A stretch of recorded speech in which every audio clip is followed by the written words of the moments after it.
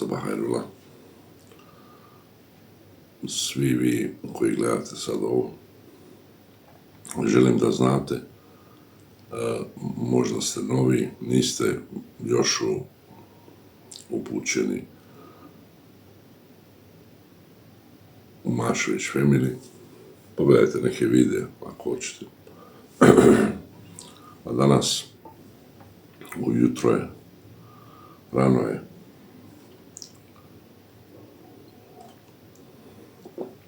želim da podijelim nešto sa vama. Naravno, meni kako dođe, ja se tako i obraćam. Ja sam, juče bilo u stvari 28 godina braka. Moja žena i ja smo prije 28 godina se odlučili na brak. Hvala Bogu na tome.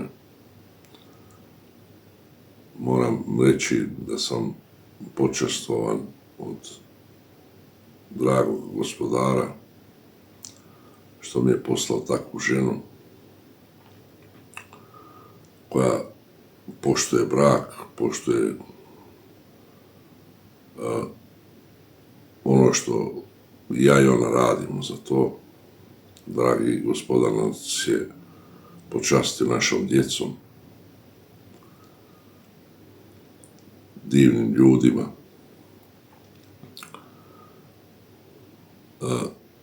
Ja ću biti, kao što i jesam, uvijek iskren sa vama, vi znate dobro. 28 godina da mi neko rekao da ću prije 28 godina, mislim kad sam se oženio sa njom, da će biti takvih stvari u braku, vjerojatno ne bi imao hrabrosti ni da se oženim. Naravno, u svakom braku ima uspona i padova. Tako je bilo i kod nas. Bilo je svega, bilo je neimaštine, bilo je novaca, bilo je svega. Ali, hvala Bogu, mi smo ostali uvijek isti. Da mi je neko rekao da ću ja nekoga voliti 28 godina kao prvog dana i kao do danas. Danas je 28 godina i jedan dan. Ja mu ne bi vjerovao. Rekao bi, vjerojatno si pogriješio. Ili vjerojatno griješiš, kogoda mi je to rekao. Jer to je čovjek kad se ženi ulazi u nešto nepoznato, naravno. Da vam ispričam uterka kad je došla u Osijek. Nije naravno poznavala Osijek. Pa je trebalo prilagodba, nova okolina. Pošto sam ja živio sa mojim sestrama, mojim Alagri Rahmet ocem i sa našom bakom, pozdrav za našu baku, to je supruga od mog oca.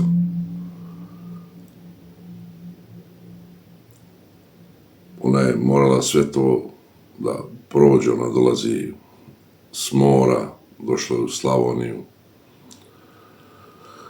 neka druga okolina, neki drugačiji, malo drugačiji neki običaj, rutina naravno, dnevna rutina. Naša Elma je brzo došla, alhamdulillah. Ali muterka je uvijek bila ona, ja to javno pričam, ja nemam šta da krijem, jer meni sve što je u duši, ja ću reći. Muterka je bila, ja bi nekada, ja sam brzoplet, ja sam ljut, nekad donosim odluke, neke koje mogu da mi donesu štetu, zato što ja ne volim nepravdu. Vjerojatno vi koji nas pratite znate o čemu pričam. Ja sam inače za nepravdu jako rigorozan.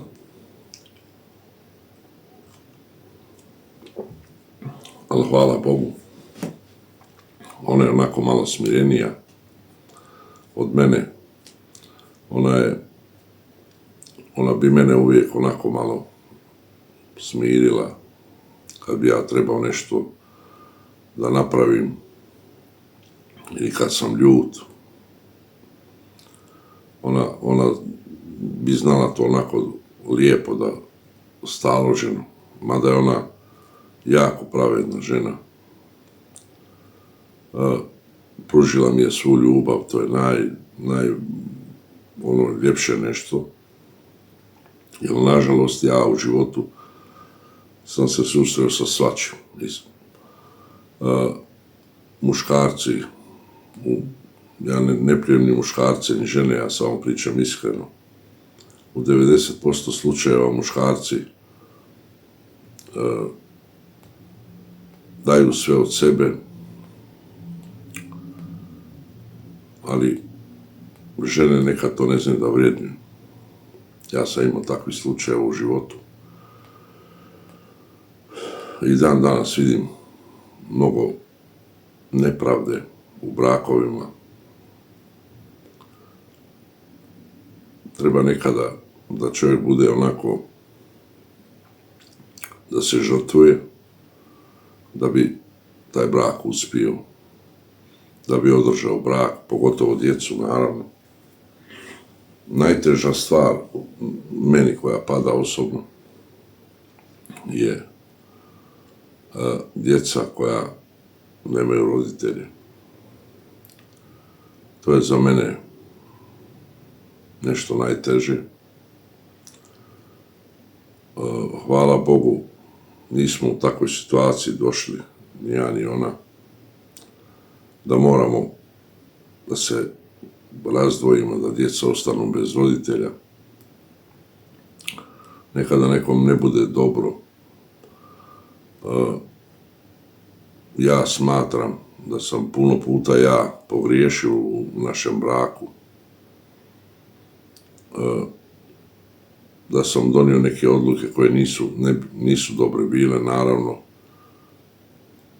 To je sve iz nemoći nekada čovjek nešto napravi.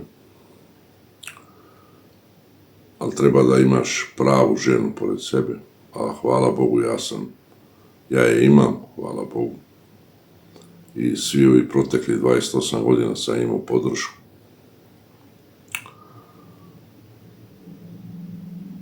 Znate kako kažu stari naši, kaže, muškarac drži jedan ćošak, a žena 3. To je, trebaš biti majka, žena, kraljica. A to je moja Jasmina. I trudi se svakoga dana, bez obzira koliko godina je prošlo, da bude na raspolaganju svima, kako meni, tako i djeci, i obrnuto. Znači, jako je racionalna, što se tiče svega. Bodri me kad ja padnem onako. Neka čovjek dođe, znate kako su stanja, svakako u životu se dešavaju. Nekada čovjek padne emocionalno, izgubi nekoga svoga, pa može da donese nekada odluku, ne daj Bože neku, koja nije dobra za njega ili za tu obitelj, za tu porodicu. A moja žena je onako tiha, ona je tiha, onako i dođe do bilo koga, do mene, do mog Hasana, do moje Elme, onako na lijep način smiri situaciju ili ti neku nedaću, čovjek ostane nekada bez financija, pa ne zna nekada gdje da krene. ona je tu da onako bodri. Tako da mojih 28 godina braka, 2.7., juče je bio 2.7. Onako ponosan sam što imam takvu ženu koja mi je rodila prekrasno 2 djece. Nadam se da je ona, u stvari ne nadam se, nego ja znam da je ona ponosna na nas. Izvinjavam se. Zato sam htio da snimim ovaj video, sam sam ujutro. Vi ste naučili tako da ja ponekad upalim kameru sam i ispričam se sa vama, zato što želim nekada da znate ono kako se ja osjećam.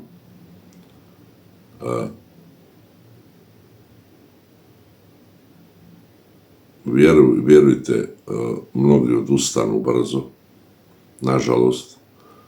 Ima mladi u današnjem vremenu je previše mladi koji sve uzimaju zdravo za gotovo, zaboravljaju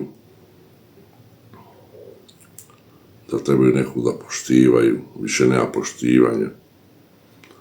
Moja žena je poštivala moga oca do zadnjega dana, kao što ja poštujem njene roditelje. Hvala Bogu, oni su živi i zdravi.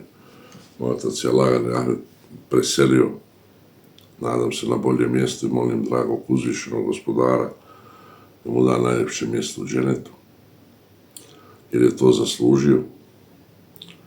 Bio je dobar čovjek, borio se za nas troje kao lav.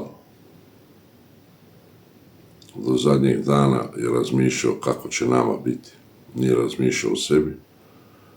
I to su sve neke stvari koje sam ja naučio, da čovjek mora da se bori kroz život. Dok ovi mladi to ne shvaćaju, prva mala neka sitnica u životu, odmah odustaju i nije briga šta će biti sutra i da će jednoga dana svi ćemo otići sa ovog svijeta, pa ćemo morati polagati račune, ali to je neka druga tema. Nažalost, u 90% slučajeva, čak i više, ja vidim oko sebe da ljudi donose odluke, djeca su nebitna, brak nije nebitan. Da li će biti sa nekom osobom? Zamislite, nekoga volite. Da li je to ljubav? Više ne mogu ni da shvatim. Volite nekoga, pod navodnicima kažete da volite nekoga. Moja uzrečica je u mom žargonu izražavanja, kad ja pričam sa svojom djecom i sa mojom ženom, ja kažem, nemoj mi govoriti volim te. Jer od te riječi ništa meni neće biti bolje, a ni tebi. Pokaži mi ljubav. Ja inače volim tako to reći. Budi tu za mene i kad sam dobro i kad nisam dobro. Nemoj govoriti volim te, nego sva ta djela može da se pokažu. Ja sam uvjeren u to i tako mi funkcioniramo, ja i moja žena, moja djeca. Mi pokazujemo jedno drugome stvarno koliko nam je stalo do nekoga. Ja sam odrastao kao siroče, bez majke, i ni moja majka ni moj otac, koliko god su imali trauma, ja mislim da neće imati, da nisu imali dovoljno, da nisu imali dovoljno kao ja i moje sestre. Do kraja života ćemo imati to sigurno, svako ponaosob. Imat ćemo u sebi neki nedostatak. nedostatak u smislu, evo recimo ja što osjećam, ne mogu da pričam u ime mojih sestara, jer to svako ima nešto skriveno u sebi, što se kaže. Uvijek imaš neku dozu nesigurnosti da te neko neće voliti, da će te neko ostaviti, da ćeš biti ostavljen. Hvala Bogu, moja žena je, ja sam sretan i zadovoljan jako, što kažem, ja sam počašćen od dragog Gospodara da imam takvu ženu, da je borac, znači ona je tu i za mene kao što sam ja za nju, ona zna to. Ona zna, mi smo milion puta jedno drugome to pokazali. Ja ovo dijelim sa vama stvarno iskreno. Ja pričam jedan osjećaj dijelim sa vama, a stvarno se tako osjećam. Nemam potrebe da se nikome opravdavam ili ne opravdavam. Nadam se da će izaći ovaj video danas, u toku dana, kad stigne moj hasu. I hvala dragome Bogu, djeca su onako dosta poprimila i od mene i od nje tu upornost, tu dobrotu, što je najbitnije. Ja sam se uvijek osjećao kao šta će biti sa mnom i to mi se puno puta desilo prije nego što sam se oženio, da sam ostavljen i od prijatelja i od nekih prijateljica. Mlad sam bio, ali sam jako brzo shvatio da je teško imati nekog prijatelja. Svi se danas nazivaju prijateljima, svi se nazivaju oženio se, udo se, ja sam se udala, ja oženila. Brak bude težak, usponi padovi, kao što babo vama kaže uvijek. Dok god radi ona linija od kardiologa, srčana linija, ti živiš, dođu dani kad ti je uspon i pad, kad imaš i bude ti lijepo i ne bude lijepo, ali zato se kaže muž i žena. Ja sam čuo jednu priču jako dobru, poučnu. Nije priča, nego istina. Moram zapaliti jednu.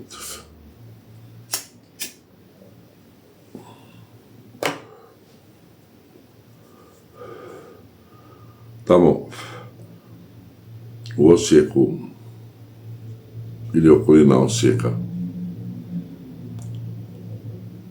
to je bilo prije možda jedno 10 godina, možda i manje čak. Jedan djeda je preselio,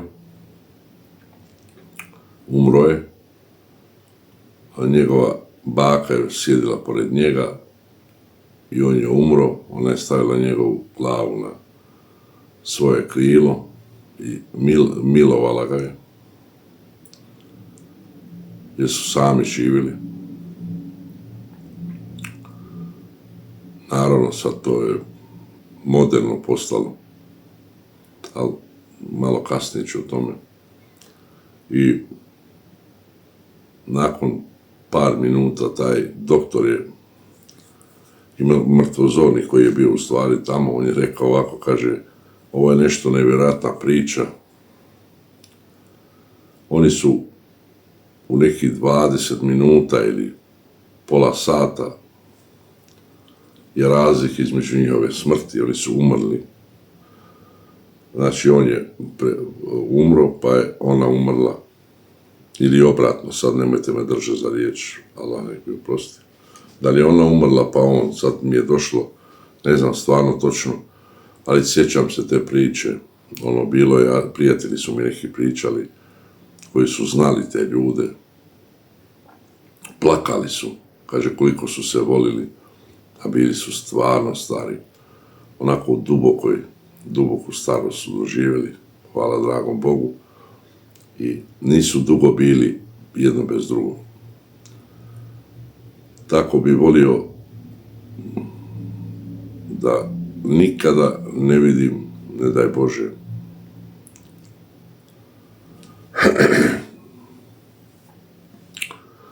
ne daj Bože da vidim to, ne želim da pričam o tome, odmah sam emotivan, ali eto, morao sam da im ispričam tu priču. A današnja mladež ova, pa Boga mi ljudi sad malo u godinama koji su, vidim, ima tu svakakvih stvari, brzo odustaju. Ja sam, kažem, opet imao sreće, hvala dragome Bogu, jer to je Allahova odredba, da sa mojom ženom se ja odlučim da se ženim, ja i ona naravno, i ona odlučila. Mi svi kažemo muškarci, mi smo odlučili ovo, mi smo odlučili, ne odlučujemo mi ništa. Ne odlučujemo mi ništa. Kaže, mi biramo. Ne, žene biraju.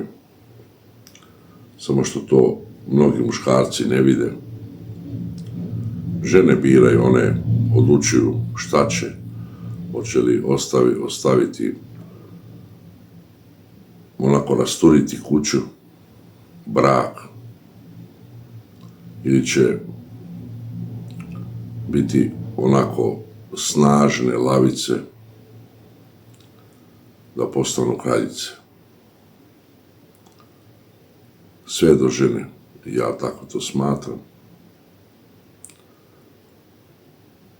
Puno puta bi ja možda odustao, ne od braka, nego od cijelog života.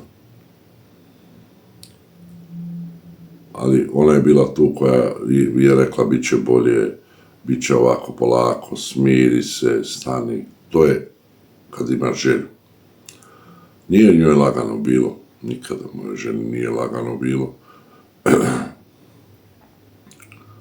ali se plod isplati. Znate, nije vam ni lagano kad odete da posadite paradajz, a ne znate da li će biti ploda, da li će biti suša, da li će biti kiše, jel tako?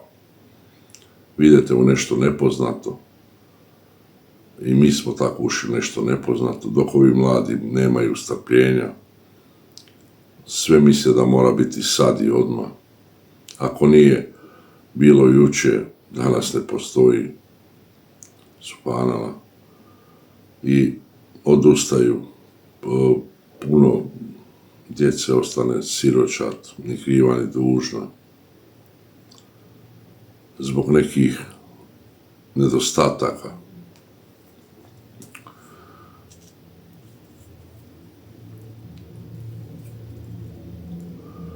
Ljudskih nedostataka, koji ne razmišljaju o nikome, nego samo razmišljaju o sebi. Nažalost je tako.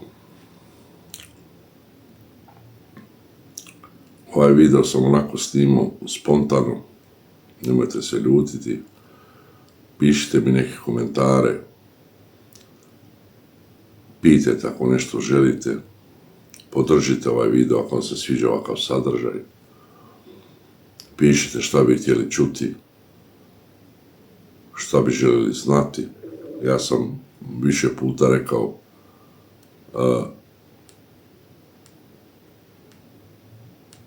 da bi volio da znam povratnu informaciju od vas, šta vi želite, kako vi gledate na sve ovo. Naravno, ljudi to uzmu zdravo za gotovo kad ja tako kažem. Pa onda si uzimaju za pravo da oni nešto znaju bolje. Ja poručujem svima, dobrim ljudima, budite još bolji ljudi. Ne dozvolite da vas ništa pokoleba. Mi ne dozvoljavamo da nas ništa pokoleba. Nekad se mi volimo i šaliti, nekad i plačemo, nekad se smijemo, nekad smo tužni. Sve je to život. Ali ako ne ostanete ljudi, dobri, svi smo mi ljudi. Samo ima nas različiti. Neko gleda da li ja pijem kavu kupovnu ili kuham. Ali ne zna suštinu života. Niko se ne pita zašto je neko stao pred kamerom. Kako je stao? Zašto se takvi ljudi ne jave na lijep način? Da kažu, ja imam šta za reći, aj nauči me kako. Ne treba nikoga da omalovažavamo. Vi vidite, kad pravimo live, mi pravimo live da se vi bolje osjećate, mi da se osjećamo bolje, da imamo neku jednu drugu povratnu informaciju. Hvala vam na tome, na svim komentarima. Još uvijek ima dobrih ljudi, hvala dragom Gospodaru.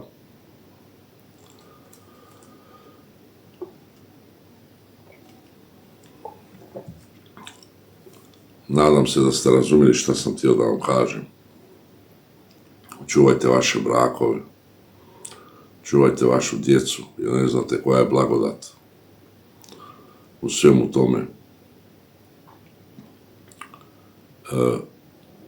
Kad neko shvati, kad kaže neko, a ja ovo moram.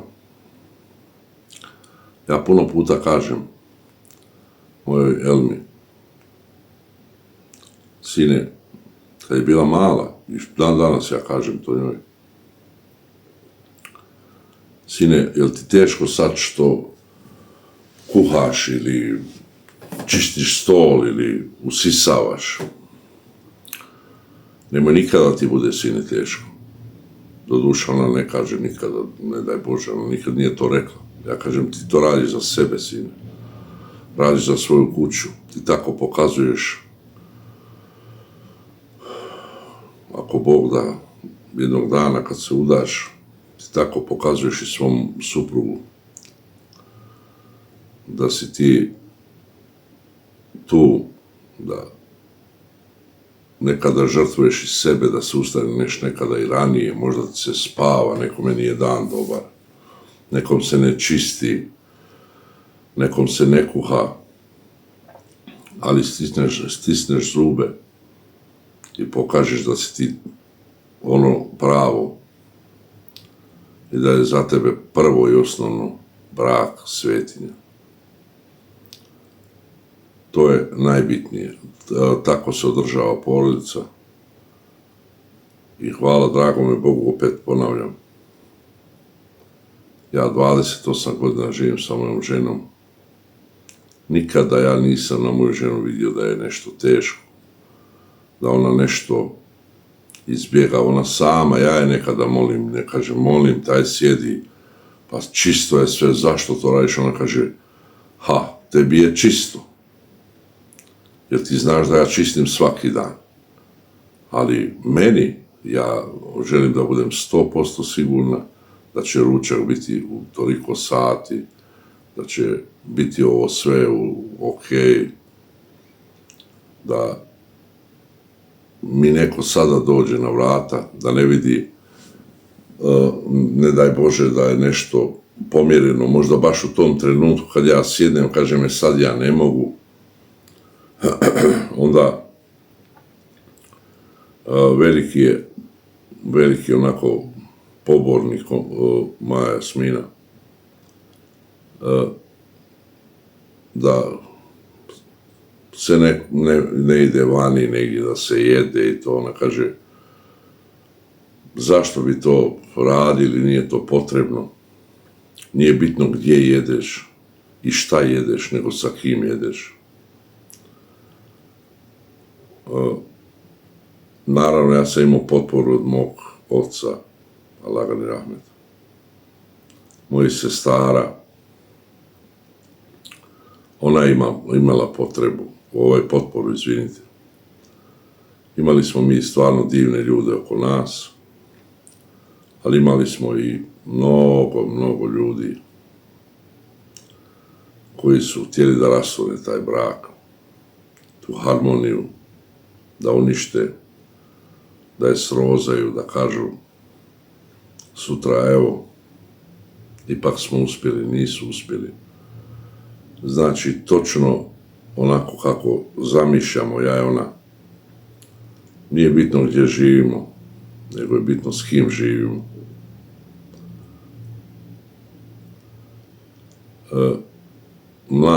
Mladima bi želio da poručim, nemojte se ženiti i udavati ako mislite da živite s nekim par mjeseci, da izrodite djecu, da vam ta djeca nisu bitna da li imaju majku ili oca, da gledate sa ponosom da ste vi bitni samo. Uništite nekome život, a ne znate šta vas čeka na onome svijetu. Neko zna, ali je uvjeren da će ovdje ostati vječno, da je u pravu, da zna šta radi, da zna kako je najbolje leći spavati, ne gledati svoju obitelj, nemati obaveza, ne razmišljati o da li je neko gladan ili nije. To je sad kod mladih tako. Kažem vam, nekako se taj cijeli svijet ošao u nekom, smjeru. Bilo je toga uvijek, ali ja kao dijete se sjećam da su uvijek postojale majke prave, očevi pravi, ali uvijek imalo kukolja. Nažalost sam ja osjetio to. Jer moj otac, Alagani Rahmet, je sa mojom mamom jednu jabuku jeo i kruha. Znači jednu jabuku po pola i kruh i jabuku bi jeli, jer nisu imali šta jest. Živjeli su u jednoj sobi 2,5 sa 2.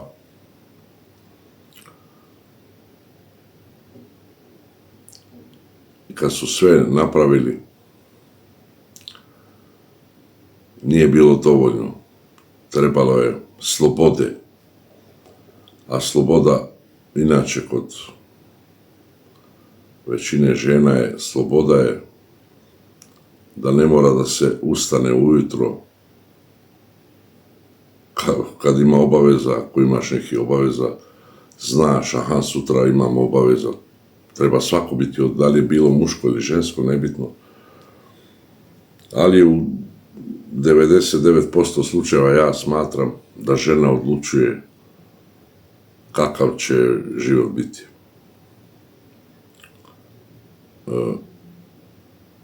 Odlučuje ono da li će biti dobro ili loše. Hvala dragome Gospodaru, moja žena je odlučila da će naša porodica ostati zajedno, elhamdulillah. Naravno, kad bi ona prvi put odustala, odustao bi ja. Ali žena je ta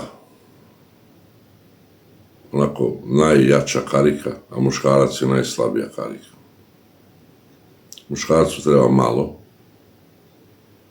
treba mu ručak biti, treba kad dođe s posla da ga pita žena jesi dobro i zdravo, da nekada ga zagrli kad vidi da mu je teško, kao i muškarac ženi naravno, ali muškarcu ja mislim da puno manje. Treba malo pažnje mu treba, jer svaki muškarac mora naravno da bude pravi domaćin. Ima i naravno i muškaraca koji su, Bože sačuvaj, ali ako imaš nekog dobrog pored sebe, vidiš da neko cijeni tebe, Da li to bio žensko ili muško, nije bitno. Trebaš biti onako da se žrtvuješ i ti nekada.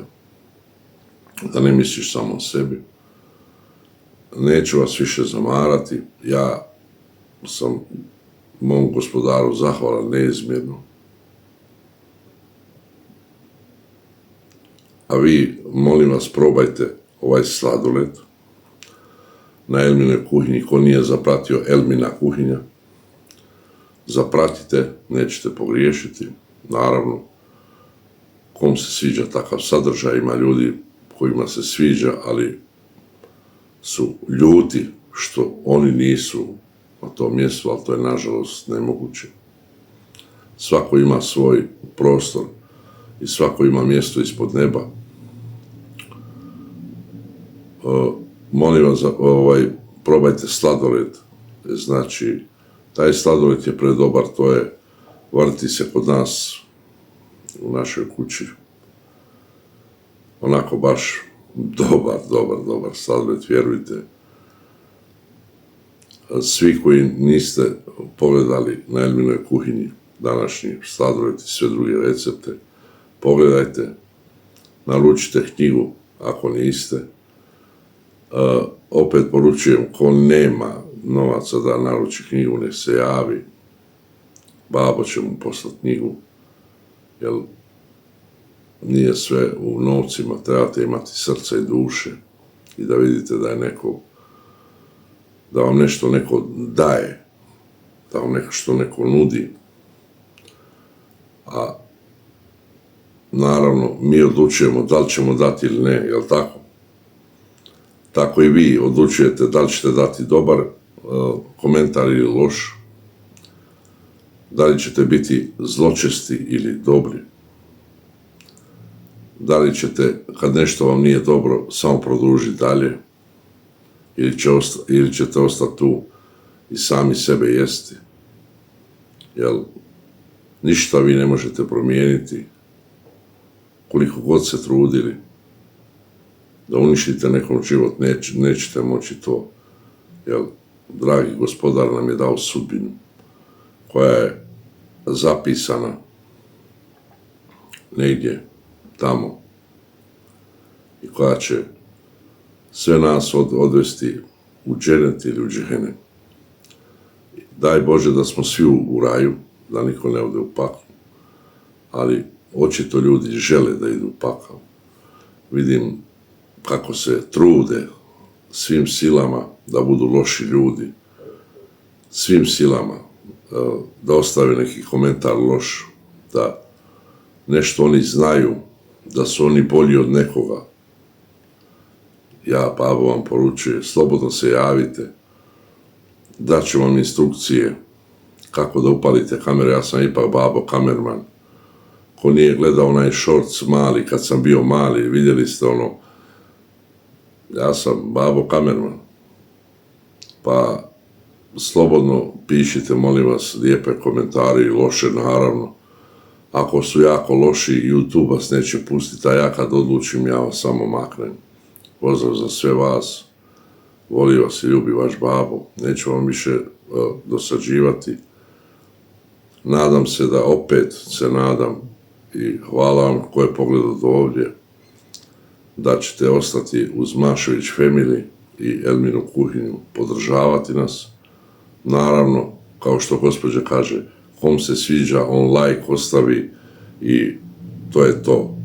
Nemojte vi siliti nikoga, mi nikog ne silimo na ništa, gospođo, vi ste tu, a nisam ja kod vas u kući. Vi gledate šta ja radim, a ne šta, ja ne gledam šta vi radite, jer vi ovo što pišete ja ni ne vidim.